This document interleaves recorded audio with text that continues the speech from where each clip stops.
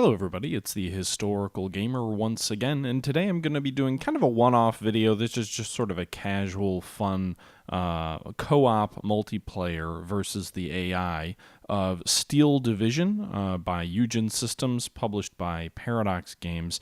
It's the newest version of Eugen Systems' real-time strategy game, which is largely inspired by the Wargame Series, but instead of taking place during the Cold War, this game takes place during World War II. Eugen also made Ruse, which was a World War II game before the Wargame Series, but this is a real-time tactical game looking at the Normandy conflict and the operations in and thereof.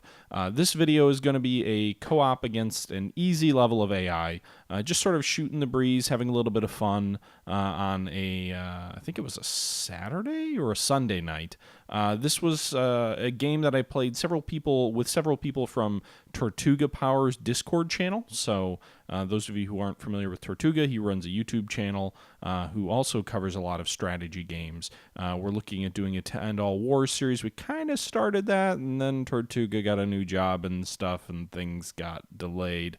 I am told that he's working on a update video to kick that thing back off between himself, myself, and XTRG, but we'll see what comes of that. With that being said, this is the beginning of that game. You know, because this was taken from a multiplayer game among several people, and we're all sort of in this chat together, you'll hear some commentary from myself, and you'll also hear some commentary from some others. I did ask everybody ahead of playing and ahead of recording this video if they were okay with me posting it, and they all said they were fine. You can see the names of some of the players over there on the right. If you're familiar with Tortuga's Discord chat, you'll probably recognize some of the names. But with that being said, I think we're about to get started here. So I'll go ahead and turn this over to sort of our chat, which was occurring during the game. There are some pauses in there. I may jump in and edit myself in to discuss certain topics or items or what have you. But with that being said, I hope you guys sit back, relax, and enjoy the show.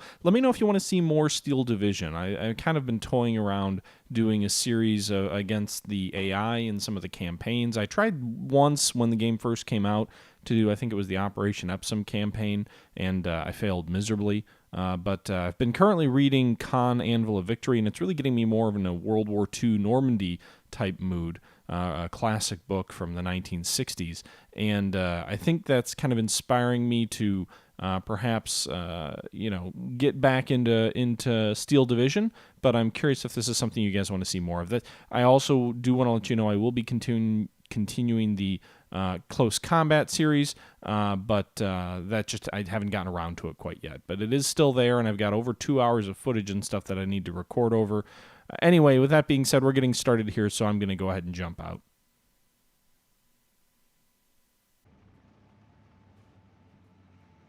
What's the pre-order thing? Being able to give orders before the battle starts. Oh, I thought you meant like a bonus unit or something you got because you pre-ordered the game. Yeah.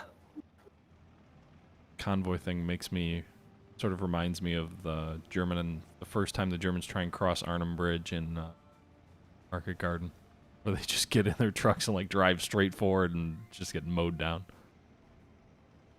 I don't actually know the numbers, so I don't know how realistic that is or not. Where are we looking? Middle of the map, there's a field of nothing but gliders. Several fields. Wow. There was one incident of Germans like counterattacking against some British troops, and all of a sudden, as the Germans are attacking, and this is I think later in the day on June 6th, the whole British force wasn't able to be brought on D-Day, so there was actually British gliders landing directly behind a German counterattack. A whole brigade landed in the middle of a battle. The Germans also thought it was deliberate because, they figured the British intentionally called in reinforcements behind them, so they freaked out, but it was just bad luck. So at this point, we're playing the game somewhat conservatively. I'm just kind of moving up here. Obviously, you can see my troops are on the left. I don't have a good picture of the rest of the battlefield here at the moment, but we're just kind of moving our troops up sort of cautiously. I'm taking defensive positions in this sort of building complex and building a line out to our left. And then once I've got kind of all my initial forces in place, then I'll go ahead and drive north and get onto the offensive. Looking right, thinking that that's what I need to do, and then I forget that it's actually left click. I love the event camera in this game. Kind of on that comment, one of the things I really enjoy about this game is kind of how pretty it is, how, I'm not usually someone who's gung-ho on graphics, but I think this game does a good job of making both the game easily playable from a user interface perspective, but also kind to the eyes and not sort of overwhelming in terms of things you have to pay attention to. It kind of has a nice balance. Well, the one thing I do wish the game did a better job of was letting you enjoy kind of what's going on rather than having you have to zoom out once combat starts to a degree where you don't really get a good picture of things. I kind of wish the game did a better job of making me feel like I could both zoom in and enjoy the sights that there are to see without not being able to command. And I know that's kind of a tricky balance, right? Like, how do you ensure I can see everything I need to see and be able to issue orders while at the same time being able to kind of show off some of the features of the game? And I think that's kind of what the event camera helps to try and capture, but at least in my kind of novice playthrough, because I'm certainly not an expert in this game, it's something I do struggle to capture when I'm playing.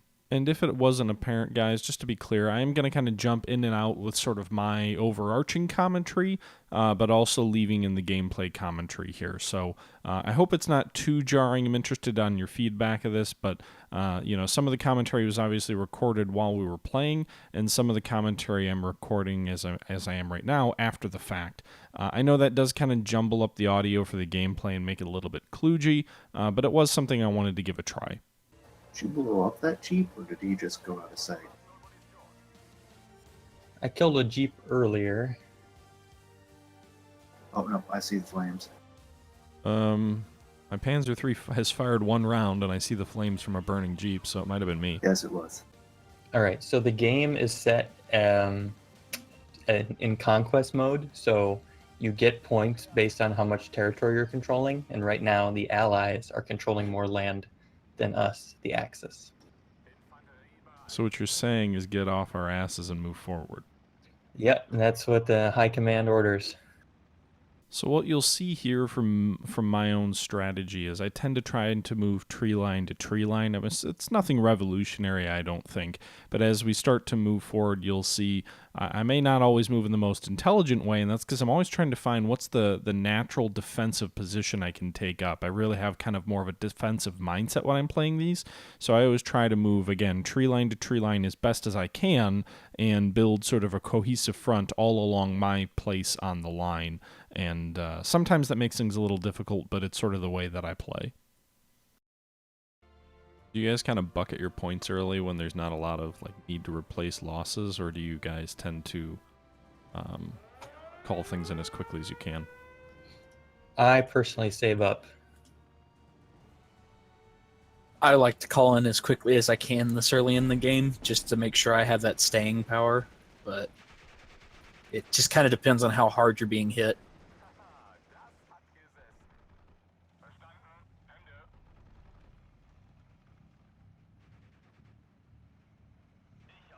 Well, we need more anti-air if that's going to happen. What did I miss? 2 Allied aircraft just came through and knocked down one of ours without being shot at, but once or twice. Phase B for my A. I'll bring some in. Get him! Oh, taking that Jeep out really pushed forward the map over there a lot. He was the only one there. Aww. Lonely Jeep.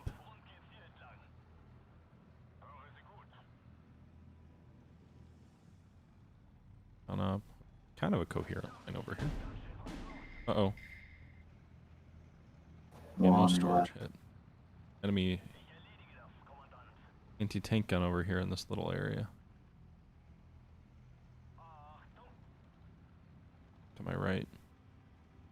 Real quick, guys, I also just want to call out here. I know we're about 10 minutes in, but If you haven't noticed already, when I record this sort of post-mortem commentary, the gameplay audio cuts out, but my hope is that it's not too jarring for all of you because, frankly, the gameplay audio is really quiet in the first place, and that's just because I'm recording through Discord, so I'm getting both the audio from the people that I'm chatting with, but also the gameplay audio are both coming through the same output. So unfortunately what that means is I either have to have super quiet commentary in which you can't really pick anyone else up, but you can hear the gameplay, or you kind of got a garbled gameplay and commentary, or legible or understandable commentary with quiet gameplay. So just sort of explaining that. More enemy air. Yep. Coming after my Junker. Stuka. Be sure there's an enemy anti-tank gun in this area over here. At least I saw one. Supporting our infantry. Oh There he shit. is.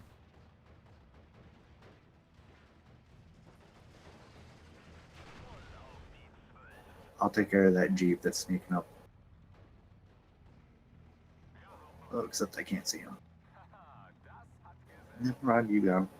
One other thing, just sort of calling out, I've got my tank on the right flank, and then I've got kind of my main force going forward. I'm trying to sort of keep a very tight hold on the units to my right flank. I don't want a gap to develop between my main forces and the rest of our allied forces. So you'll see me divert a few troops sort of the far right flank. My main effort's going to go straight ahead, but I do think that one of the nice challenges that co-op play gives is a need to focus on your flanks and make sure you're keeping a coherent front line. Anti-tank got over there too. Ooh, blow up Jeep.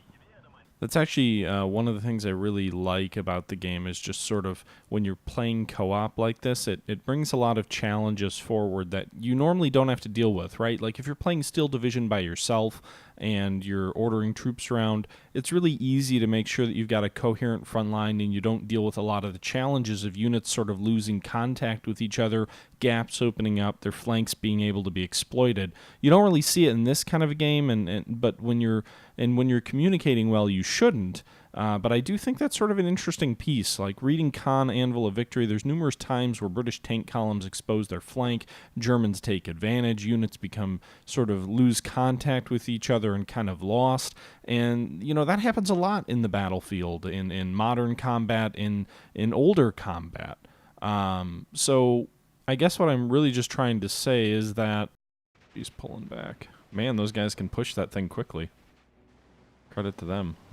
Olympic athletes over there. No, not that they're Olympic athletes, but what I'm really trying to say is that this kind of a game with co-op really poses some almost quasi-real-life challenges. Oh, Phase B started. And while obviously there's sort of a perfect level of information in a game like this that you don't have in real life, I still think this kind of a game can help you see some of the difficulties of command, because there's no one commander in a World War II situation like this with his hand on every unit, every tactical piece that he's moving around on a map, and that everybody's in perfect synchronization and harmony. I mean, in addition to reading Khan, Anvil of Victory, another book that I'm currently reading right now is Canton's A Stillness at Appomattox, which looks at the final campaigns of the Union Army of the Potomac during the Civil War. And another one of those common themes is just this idea of imperfect information, commanders out of the loop, commanders making their own decisions without necessarily communicating to the front. You know, a general officer thinking that he's issuing one set of orders and, you know, someone essentially interpreting that differently or sort of using their own initiative. And so I think, you know, that's what this game actually can kind of help you sort of parse out. Like, you can hear in this gameplay, we're not communicating a ton. And, you know, from my point of view, it'd be really easy to just rush forward. Now, I don't know if the AI would really be able to exploit it because, again, we're also playing on easy AI difficulty. But, you know, as far as a game like this, it to me anyway, the way the front line is represented in this game helps to tell that kind of a story. As you kind of see me scanning back and forward on the front there, you know, I haven't been paying attention to the right flank at all, but I have been trying to keep a close hold on these yellow or orangish units here with my armor. You know, I'm moving this armored unit to the right. I've got some infantry coming forward, And, what I'm trying to do is ensure that there's no hole that opens up between my units and his units that the enemy could potentially rush through in and cut us off. Oh. My tank dead? Yeah, I think they're flamethrowing my tank. Looks like it.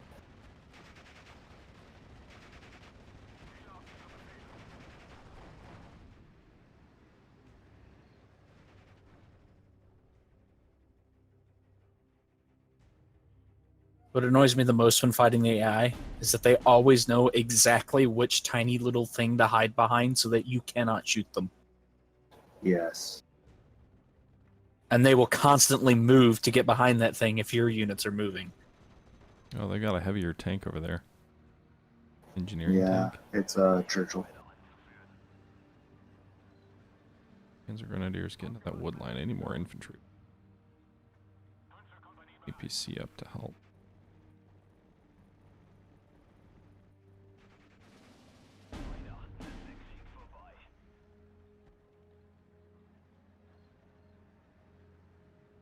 My tank survived, though.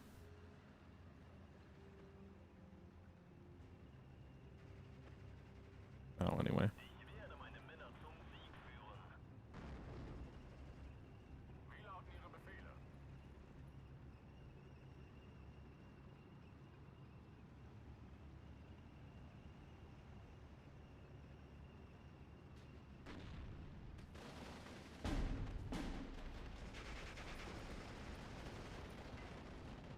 They've got a lot of units built up right there.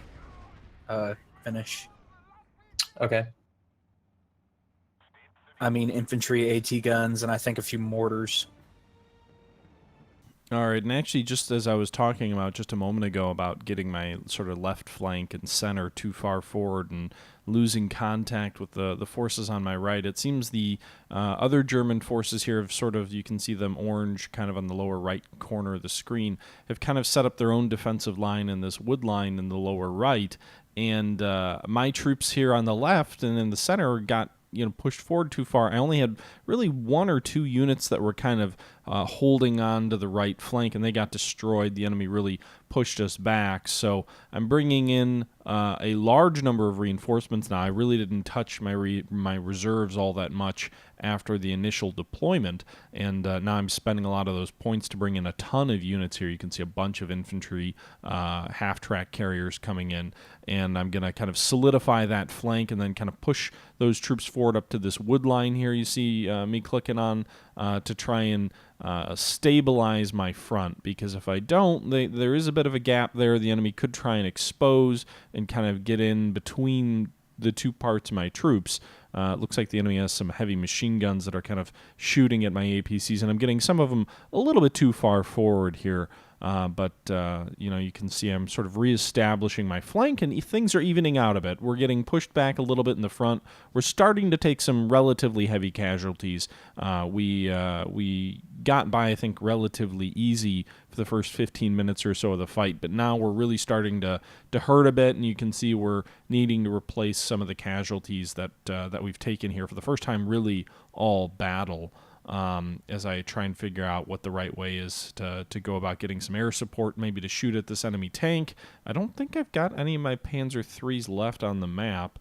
Actually, no, there is one. You can see him still flashing kind of in the center of the screen. But I'll call in some air support here and see if we can maybe bring the Allies their light armor down to bear with some German aircraft coming in for a tactical airstrike. You can see again, here comes the aircraft actually, streaking in as I call in some Panzers, some Panzer IVs, and there goes the aircraft. Get out of there, fighter! Get out of there! Another thing that I'm going to do here is this clump of trees sort of in the center of the screen. I've sort of reestablished my link in on my troops to my right flank, but I'm also going to sort of set up a redoubt in the center of my line in this very heavily wooded area here in the center of the map. I don't feel the need to press too much further on the map. I think I've done a good job of that, and sort of to my right flank, the one guy on sort of in the middle of our map, you can see here our front isn't quite as far forward. So I'm going to halt my advance so I don't get too far forward and sort of expose my flank. I've reestablished my right flank here. I'm moving some of these infantries up to this new tree line, and then I'm also going to set up sort of a redoubt in this heavily wooded sort of clump of trees now on the left side of the screen. I assume we have more of the map now. Yes, we're at +2. which is pretty gosh darn good. I need to break these Cromwells out in this this area. There's, or not Cromwells. There's 2 Churchills in that area. Oh, we're into phase C, by the way, guys. Yeah, we're No, at 2 phase minutes. C's in 2 minutes. Oh, never mind. I don't know how to read. Reading's not important, right? No. Get some aircraft up here.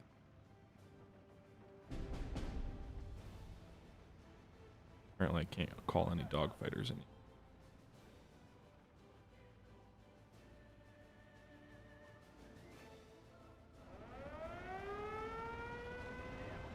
Yeah, anti-tank gun. Whoa, someone's aircraft's getting lit the fuck up. That's mine. I'm going to lose it. No!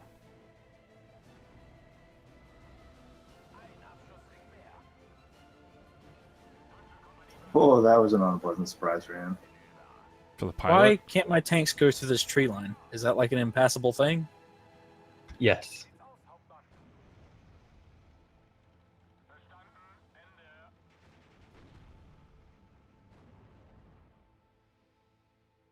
So I got MGs over here. Do I still have one of my original tanks? Did he get destroyed?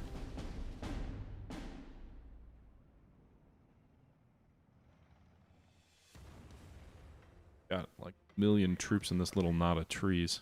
Sure hope they don't... Oh, is that artillery?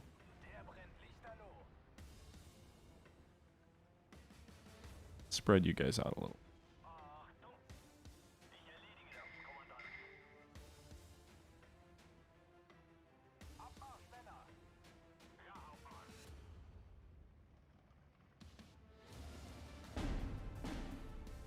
Grenadier is under attack.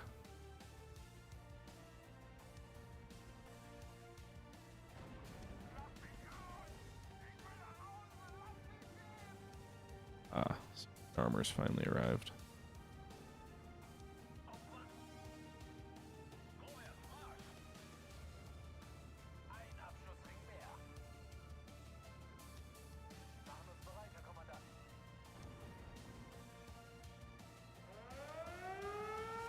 Goddamn artillery, just stop.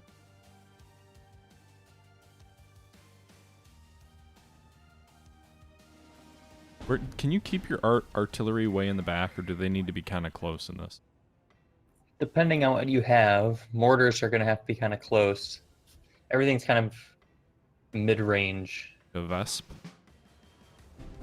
Yeah, they don't have to be... Yeah, those guys don't have to be too far back. But not too close.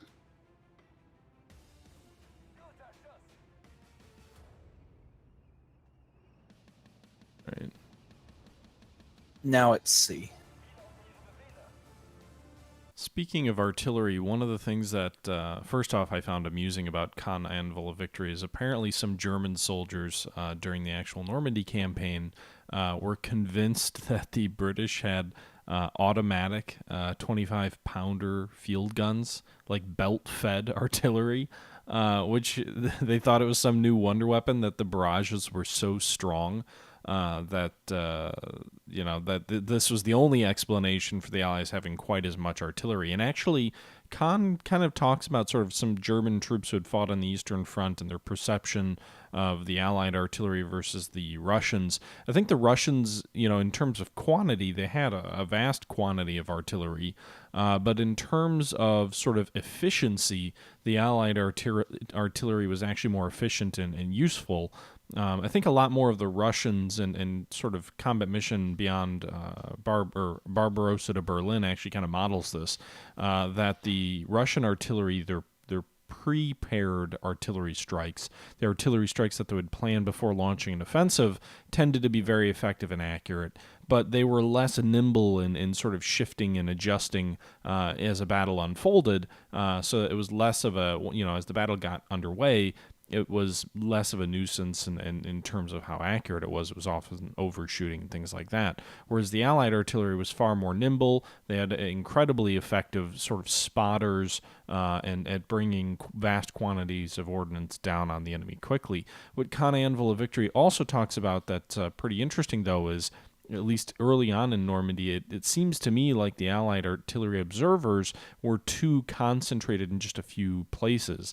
The book references multiple times, a unit's artillery observers being in the lead tank, and that tank gets taken out, and all of a sudden 2 cruisers worth of artillery is no longer available to the unit, and now the Germans can fight on more equal footing with the Allies, or their observers were in a glider that crashed and they were killed. These kind of things where you feel like, all right, your entire battalion probably should maybe have more than one observer or more than one way to call in artillery. Maybe you still have observers, but they're sort of like backup units or guys or things like that. And it seems like early on in Normandy, the Allies were really vulnerable to, losing sort of key personnel in amidst the whole, scattering of airborne and sort of the craziness that was Normandy. That was just one of those things that kind of stood out from the book and was kind of interesting to be like, oh, wow, that certainly would throw a cramp in things. And, as the campaign progresses and then the Allies overcome that, they get new replacements and things like that. They overcome those difficulties and begin throwing a sheer amazing volume of artillery on the Germans that the Germans have no hope of matching.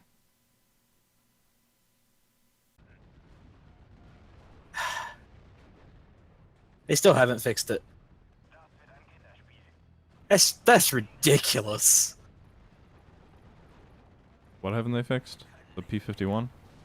No, freaking the fact that my AA, despite being numerous and hitting them, doesn't actually kill them. Yeah, they didn't build the game that way. AA is supposed to suppress aircraft, and you need aircraft to shoot down other aircraft. Well, but they never said that from the get-go.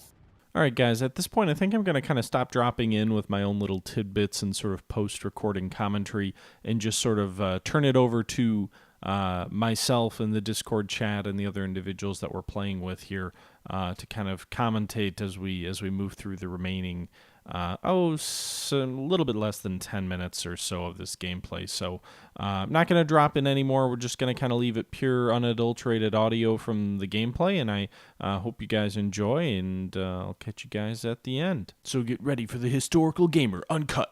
When you click on him, he should have a little box at the bottom left, and there's like a radius around the vehicle. Yeah, but I feel like I click it and nothing I guess it says it's out of sight.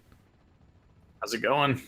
How's the fight? That, my friends, is the illustrious and famous Tortuga. Going well. On the verge of victory. By the way, guys, if you haven't already checked him out, check out Tortuga Power's YouTube channel. It's in the description. That is a tank. Wait, are we dating tanks again? Because I'm all for it. By the way, that's a Panzer Mädel reference, which is a game, apparently, which I've never actually played, but is a game where apparently characters date tanks or something like that. Kind of haphazardly pushing my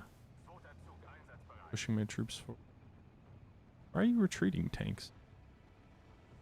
Cowards?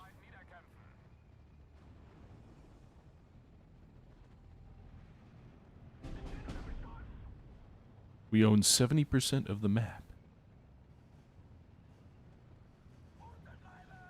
You guys play against easy? Ah! Yes. What are you trying to say?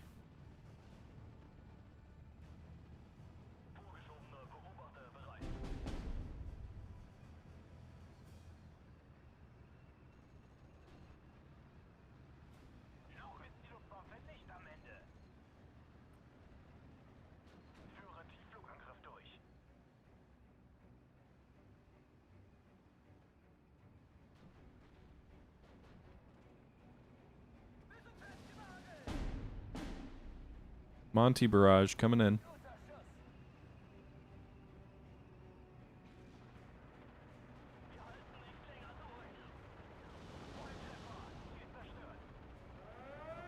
Oh, that guy's fucked. Get out of there. Oh boy. Down goes the Air Force.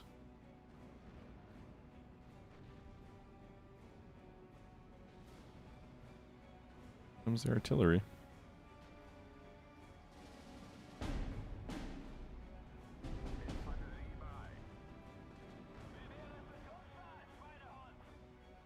Four Panther 4s versus whatever this British thing is.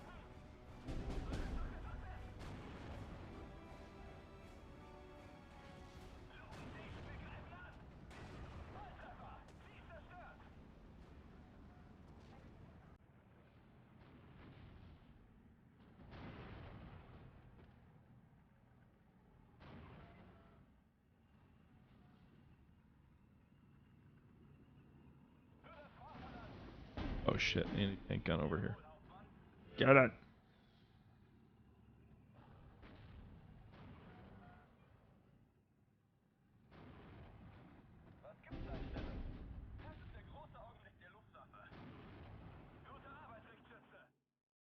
Never mind. He's dead, even though I just called an airstrike in on him.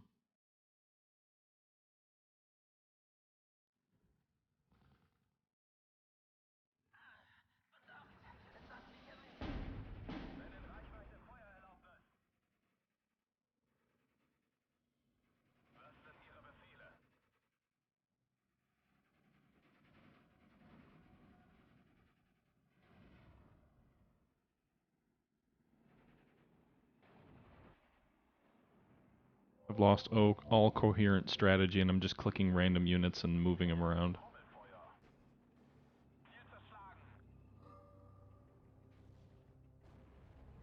That sounds like the Tortuga strategy.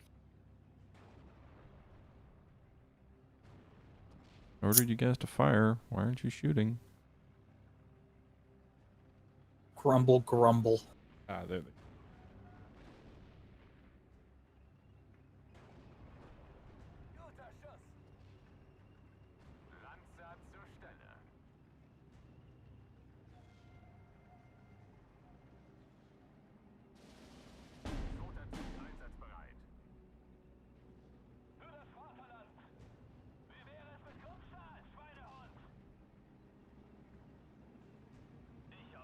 Sorry, I was bouncing in and out. Did I miss anything? You guys finished yet? We're really close. Ah, I just lost a tank. Yeah, I lost a tiger earlier. I don't even think I can call in tigers yet. Granted, I don't know what I don't even know if my deck has them. I guess I only have the Panther Ace. I always preferred the Panther. Not necessarily gameplay-wise, just from like a aesthetic and sort of like combat mission, that kind of stuff back in the day. I don't know. Panther was always my favorite. And there goes another tank. Gonna get pushed back over here on the left.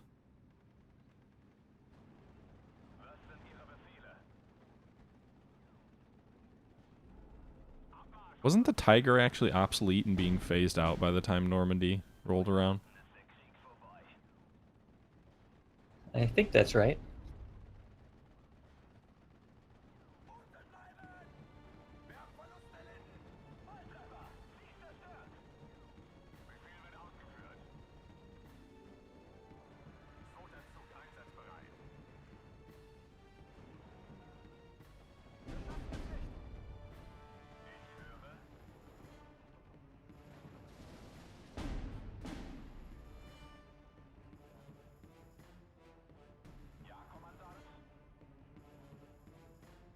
Enemy tanks rolling in here.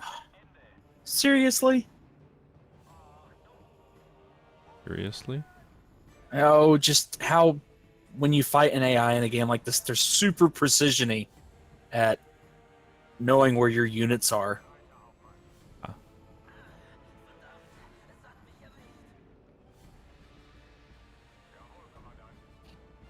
As in, I just lost an AT gun because they precision artied it super far on the back line. I guess it's less frustrating when that happens in Red Dragon because you just assume all the weapons are super accurate and smart, and you know, if you can see it, you can kill it.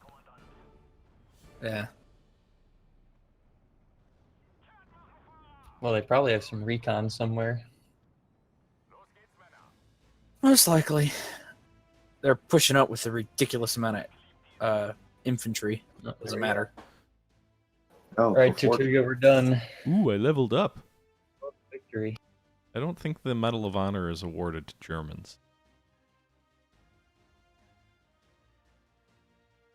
I didn't That's do how too bad. impressive you were. Or enemy or you Yeah. something. The Americans were like, damn, we got to give this guy an award. My number one most deadly unit was a Panzer IV.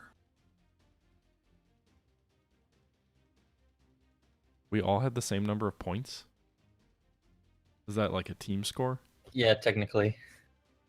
Just because the ground we're capturing. Hey, I kept my moniker of losing by far the most. Oh wow. Second highest in kills, but 70% more deaths than anybody else. Oh wow. I killed nothing.